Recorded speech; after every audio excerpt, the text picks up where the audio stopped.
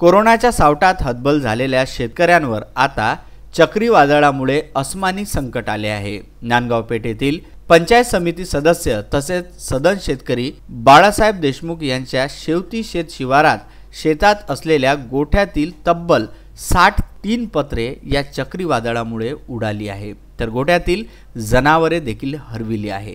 प्रचंड वादळामुळे शेतात असलेले विद्युत खांब कोलमडले आहे, त्यामुळे विद्युत पुरवठा देखील खंडित झाला आहे। तर पावसामुळे झोपडीमधील बी बियाणे खत भिजल्याने त्यांचे अंदाजे 1.5 ते 2 लाख रुपयांचे नुकसान झाले आहे। ते काही नाही, बकऱ्याचं शेड होतं टिनाचं, ते पूर्ण हवेनं उडालं, तर फार नुकसान झालं।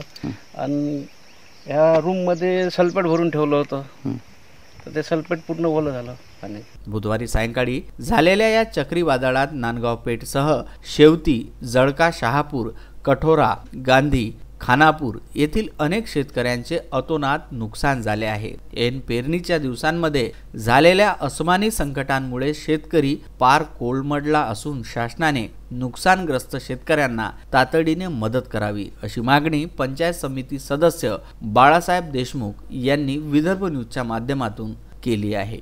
मंगेश तायडे, विदर्भ न्यूज, नांदगाव पेठ।